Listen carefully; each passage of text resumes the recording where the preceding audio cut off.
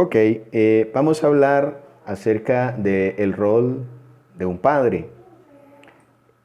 Es un principio, vamos a hablar algunos principios que tienen que ver tanto del padre como la madre. Pero como vamos a ver, son algunos versos que Dios los dejó en la Biblia específicamente para nosotros los papás.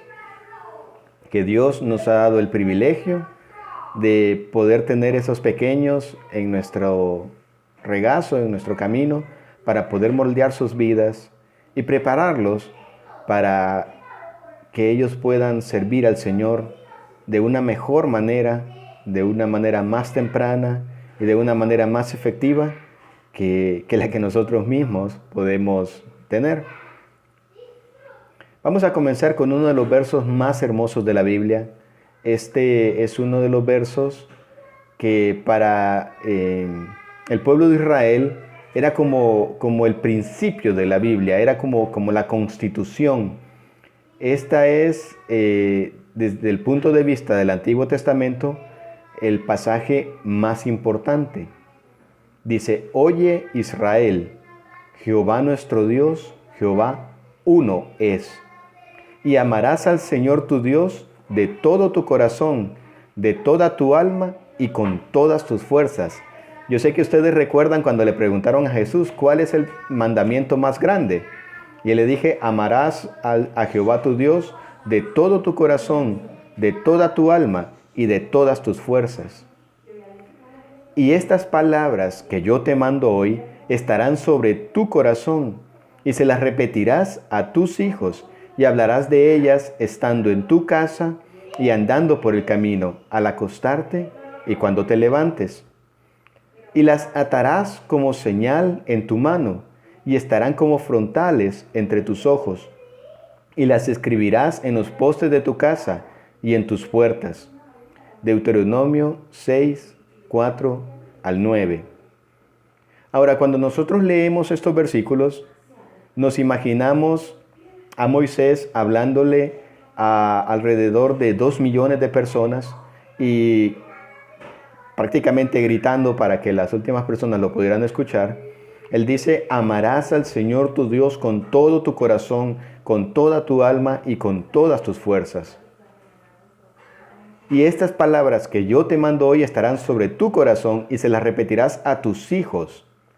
Ahora, dicen los expertos, las personas que estudian el idioma hebreo y las personas que estudian la Biblia de una forma más profunda, nos dicen que estos versículos están dirigidos principalmente hacia los hombres. Dios le dice a los hombres que ellos tienen la responsabilidad de enseñar la palabra del Señor a sus familias. Entonces, cuando nosotros leamos este pasaje, entendamos nosotros los varones que es a nosotros a quien Dios nos está hablando. Es hermoso cuando la mamá, es bellísimo, cuando la mamá transmite principios a sus hijos. Es maravilloso, a mí me encanta cuando escucho a mi esposa enseñándoles a los niños. Pero Dios nos delegó esa responsabilidad a nosotros los padres. Somos nosotros los que vamos a dar cuentas cuando lleguemos al cielo. Es como el dueño de una empresa que delega a un gerente y le dice: aquí está la empresa, estos son tus recursos y estos son tus empleados. Adminístrala. ¿A quién le va a pedir cuentas el dueño de la empresa? No le va a pedir cuentas al contador, no le va a pedir cuentas al cajero, no le va a pedir cuentas al vendedor, le va a pedir cuentas al gerente. Porque él es la persona delegada y la persona encargada de la empresa. Entonces Dios diseñó la familia desde el principio, desde el Génesis, desde el jardín del Edén. Dios diseñó la familia y puso al hombre como la cabeza, no como el más importante, porque no estamos hablando de importancia, no como el más valioso, porque no estamos hablando de valía, estamos hablando de rol y de papel. Entonces Dios delegó al hombre la responsabilidad de transmitir los principios bíblicos. Entonces, oye que Jehová uno es. Amarás al Señor con todo tu corazón, con toda tu alma y con todas tus fuerzas. Y esto es lo que tienes que enseñar a tu familia. Repítelas a sus hijos y háblales de ellas en tu casa. Y cuando vayan para el estadio, y cuando vayan para el cine, y cuando íbamos para Valle de Ángeles, hablemos de la palabra del Señor y al acostarnos y al levantarnos. Átalas como señal en tu mano y escríbelas en los postes de tu casa y en tus puertas. ¿Qué hablas con tus hijos? Y aquí pues va para todos, ¿verdad? ¿Qué hablas con tus hijos? Hay una estadística realmente muy triste que dice que en Estados Unidos los padres, especialmente los papás, los varones, con sus niños más pequeños intercambian una comunicación de 17 segundos y medio. O sea, 17 segundos al día platican con sus hijos más chiquitos. Eso es terrible si nosotros pensamos que como cristianos tenemos que pasar la estafeta a la siguiente generación. ¿Quién está discipulando a nuestros hijos? ¿Cuántas horas pasan nuestros hijos frente a la televisión? ¿Y quién diseña la televisión? Cristianos, personas de valores, personas que están pensando en lo mejor para la familia, si lo que quieren más bien es destruirla. ¿Cuánto tiempo pasa tu hijo frente a la tecnología? ¿Qué está viendo? ¿Y cuánto nosotros estamos con nuestros hijos en una plática con sentido, en una plática con propósito? Esa es una pregunta que tenemos que hacernos. ¿Qué hablas cuando estás con tus hijos? ¿Y hablas con tus hijos? ¿O los días pasan y pasan enrollados en nuestro trabajo, enrollados en los quehaceres? Y es algo muy loable, es algo muy bueno. Dios dice que el trabajo es bueno y nos manda a que trabajemos con ahínco. De hecho, los cristianos tenemos que ser mejores que la gente del mundo en el trabajo. O sea, ¿cómo puede ser que alguien del mundo sea más efectivo que un cristiano? Si un cristiano tiene la Biblia, tenemos que ser efectivos, tenemos que ser eficientes, tenemos que producir un 110%. Es muy bueno trabajar, pero no a costa de nuestra familia. Nosotros hace varias veces, un par de ocasiones, hemos ido a repartir invitaciones acá en la colonia, en tarjetitas, invitándolos a la iglesia. Y andamos tipo 7, 8 de la noche. Y muchas veces encontramos las casas solas, los niños al cuidado de la trabajadora. Y a veces está la mamá, pero usualmente el papá es el último en llegar. Y no siempre vienen del trabajo. Vienen, qué sé yo. Los cristianos tenemos que buscar la manera. Yo sé que es difícil. Yo sé que tenemos que cuidar nuestros trabajos. Sobre todo en hay situaciones especiales, ¿verdad? Hay días que ni modo, tenemos que trabajar hasta altas horas de la noche y eso todos lo sabemos. Pero cuando eso se convierte en un patrón, cuando eso se convierte en la próxima semana, el próximo mes, y los días pasan y los días pasan, y yo no tengo tiempos de calidad con mi familia, tenemos que preguntarnos, ¿qué está pasando? Es un problema de corazón. Necesitamos pasar tiempo con nuestros hijos. Hijos míos, oíd, hijos, la enseñanza de un padre, y estad atentos, para que conozcáis cordura, porque os doy buena enseñanza. No desamparéis mi ley. Porque yo también fui hijo de mi padre, delicado y único delante de mi madre. Él me enseñaba y me decía, Retenga tu corazón mis razones y guarda mis mandamientos y vivirás.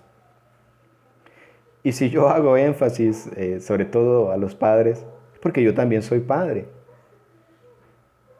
Y porque me conmueve en el corazón comprender el privilegio que Dios nos ha dado de tener un par de vidas en nuestras manos para moldearlas, para forjar carácter en ellos.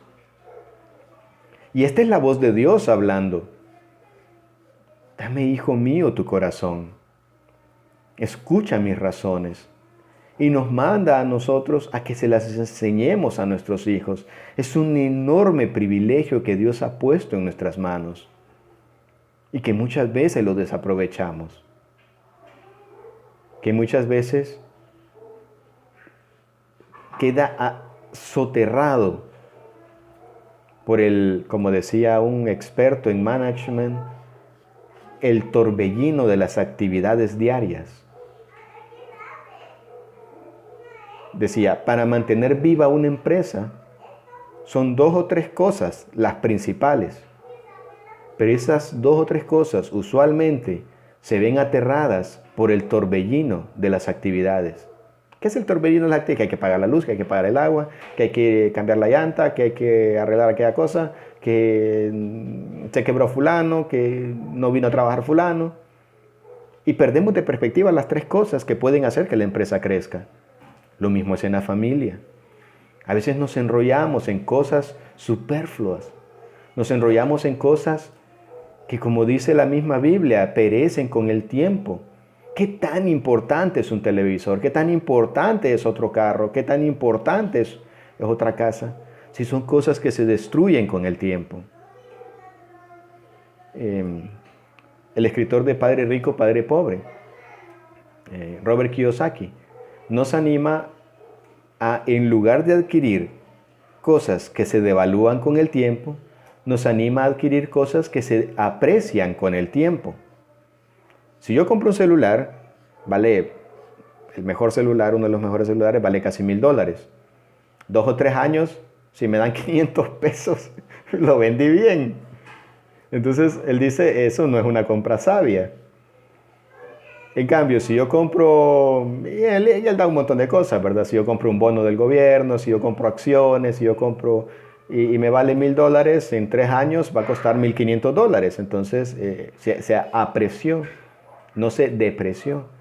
Y a veces nosotros gastamos nuestra vida comprando cosas suntuarias que se deprecian con el tiempo. Y descuidamos a la familia, que es lo que más vale y lo que va a estar con nosotros allá al final de la carrera. Alguien escribió, a ver si recuerdo bien la frase, compramos cosas que no necesitamos con dinero que no tenemos para impresionar a gente a la que no le caemos bien. Y yo le agregaría, y descuidamos a los que más amamos. Entonces, Dios nos manda a que enseñemos a nuestros hijos sus principios. No solo es hablar y pasar tiempo, es intencionalmente enseñarles principios y valores. Yo solo me puedo imaginar cómo los ángeles se sientan a escuchar, cómo el cielo guarda silencio cuando un padre abre la Biblia y se le enseña a sus hijos. Es un momento sublime, como decía Edwin Larios. El cielo guarda silencio para escuchar. Cuando un padre o una madre se toma el tiempo y le dice, hijo, ven, quiero hablarte de la Biblia. Hijo, ven, quiero enseñarte. Pero me podrá decir alguien, ¿verdad? No, es que yo no soy, sobre todo con los adolescentes, ¿verdad? Que ya saben quiénes somos. Yo no soy de ejemplo. No se necesita ser de ejemplo. No se necesita ser el apóstol. No se necesita ser un pastor. Y si quieren un ejemplo práctico de por qué viene del diablo ese pensamiento, los mejores entrenadores de fútbol muchas veces no son los mejores jugadores. Tú no necesitas ser el gran cristiano. Y por eso es que personas como yo enseñamos a veces la palabra. No porque seamos los super cristianos, sino porque Dios nos ha llamado y le hemos dicho sí. Si yo esperara a merecer el puesto de maestro, me agarrarían las canas y no hice nada. Porque es por gracia. Entonces, hermanos, hermanas, no esperen a ser ejemplo, no es necesario. Es mejor ser sincero y decir, en mi vida yo he cometido errores. En mi vida no he caminado bien, pero quiero cambiar. Y quiero que tú cambies conmigo.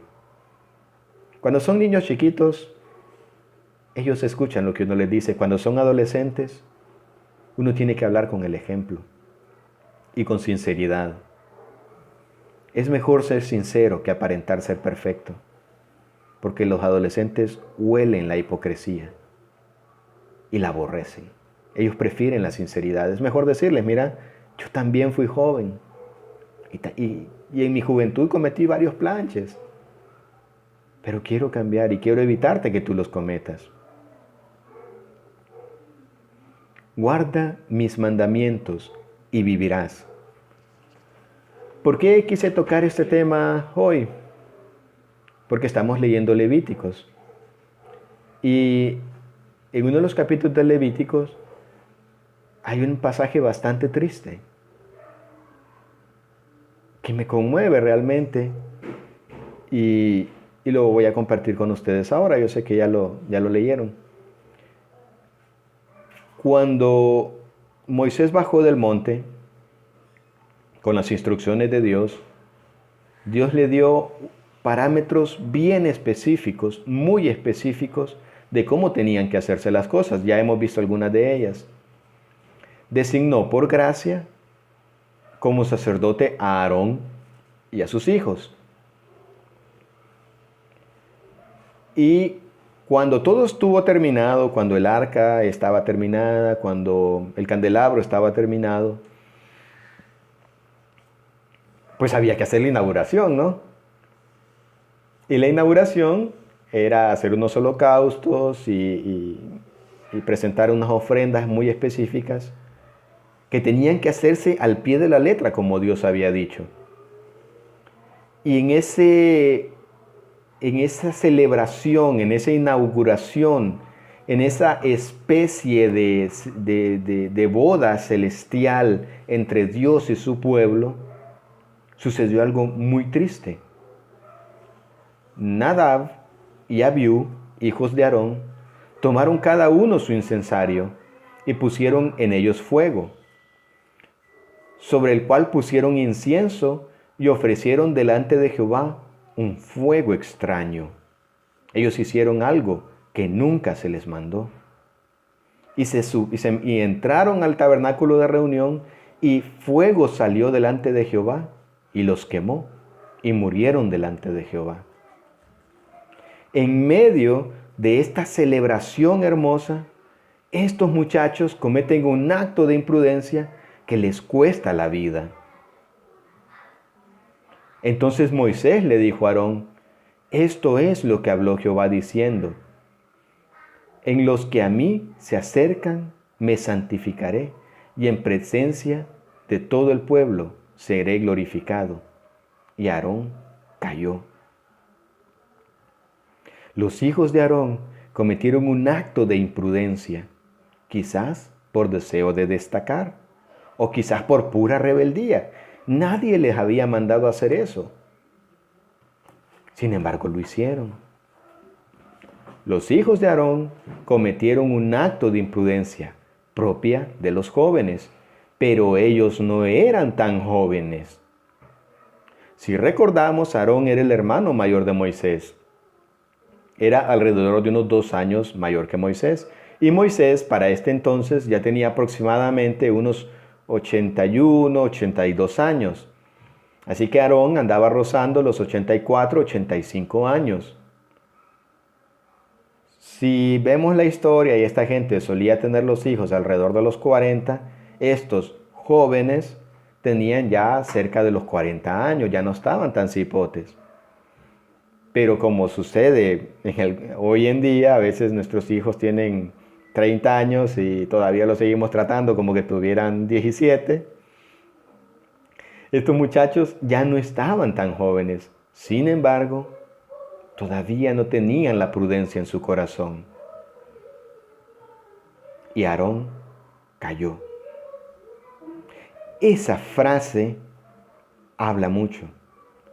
No vamos a ver detenidamente de dónde conocemos el carácter de Aarón. Pero si ustedes recuerdan, Aarón era una especie de líder permisivo. De esas personas que no se complican la vida y no le dicen que no a nadie. Si no recuerden cuando la gente le pidió hacer el becerro, ¿verdad? El hombre no les dijo no, sino que tranquilamente vino y se puso a hacer el becerro. Esto me dice a mí que Aarón era una persona que no se tomaba el tiempo para corregir a sus hijos, que no se tomaba el tiempo para tener esas pláticas incómodas.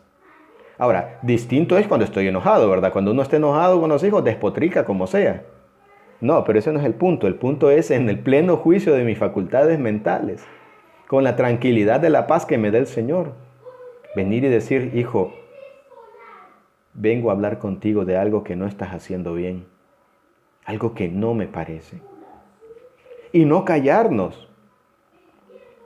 El problema con los varones hoy en día, muchas veces con los varones cristianos, como dice el escritor de Salvaje de Corazón, es que tanto en los hogares como en la iglesia nos quieren domesticados. A los varones nos quieren domesticados. O sea, quieren la fuerza de un león, pero domesticado. Lobo domesticado, como dice la canción.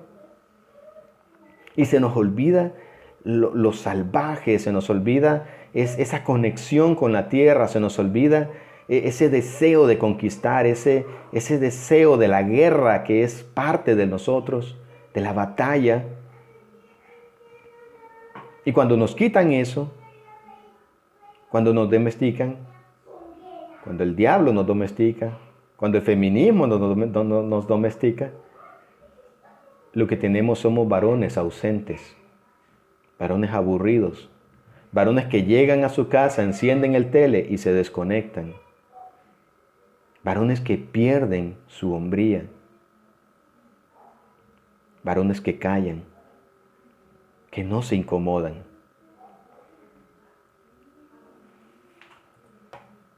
Hombres apagados. Oíd, hijo mío, la enseñanza de un padre y vivirás. No se trata de cumplir, no se trata de pasar el día, no se trata de regalarles el último iPhone, que por cierto no es el último, en unos meses sacan otro. Se trata de salvarles la vida a nuestros hijos. Y vivirás. La sabiduría te dará vida. Y no importa la edad que tengan nuestros hijos, si están muy grandes, ora por ellos. Y aquí es donde entra aquel libro que yo siempre recomiendo, el poder de una madre que ora. El poder de una madre que dobla rodillas y clama por su familia. Que en sujeción al Padre, a Dios, decide vivir su rol como Dios se lo mandó y ora y respeta a su esposo.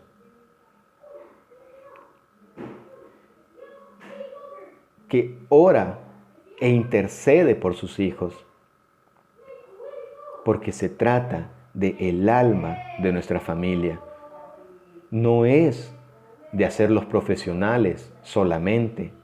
No es de que sean personas de éxito solamente. Se trata de que vivan y que vivan para el Señor. Oye Israel, Jehová nuestro Dios, uno es. Y amarás al Señor tu Dios de todo tu corazón, de toda tu alma y con todas tus fuerzas.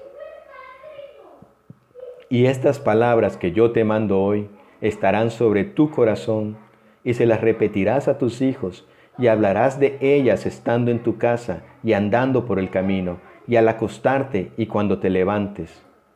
Y las atarás como señal en tu mano, y estarán como frontales entre tus ojos, y las escribirás en los postes de tu casa y en tus puertas. Y ese mandato es para nosotros, varones, principalmente. Oramos. Dios, gracias por tu palabra. Gracias porque tú eres la voz que clama en el desierto. Esa voz que nos llama a conectarnos de nuevo con Cristo. Porque somos reos de condena perpetua, Señor. Pues hemos fallado en cumplir el mandamiento más grande. Y por lo tanto hemos cometido el pecado más grande de todos, que es no amar a Dios con todo nuestro corazón, de no amar a Dios con cada respiración de nuestra vida. Y aquí todos somos culpables, Dios. Nadie puede decir, yo lo he hecho. Pero gracias damos al Señor que el Cordero de Dios que quita el pecado del mundo, perdonó nuestra maldad, perdonó este grave error que hemos cometido de no amarte a ti, Señor, y que cometemos a diario, pero que no queremos, Señor, seguir siendo lo que somos. Ya que en este tiempo de estar en casa, tenemos una oportunidad única y quizás irrepetible, Dios, de estar con nuestra familia. De poder, Señor, tener esos momentos, Dios, como familia. Permite, Dios, que podamos guiar, Señor, como ovejas, como pastor guía a las ovejas, Señor, a nuestras familias. Dios, que nos conectemos contigo, que tú hagas un cambio en nuestro corazón, Señor, que te miremos a ti, el autor y consumador de la fe. Y comprendamos, Dios, que nada más vale la pena, nada más merece la pena en esta vida, Señor. Si tú nos mandas a ser personas de bien, tú nos mandas a ser efectivos, tú nos mandas a conquistar las naciones, Dios. Pero el que descuida a su propia familia es peor que un incrédulo, Dios. Ayúdanos a ser diligentes, Dios. Primero en buscarte y amarte a ti, y después en enseñar a nuestra familia a amarte a ti, Dios. Gracias por este tiempo, lo dejamos en tus manos, en el nombre de Jesús. Amén.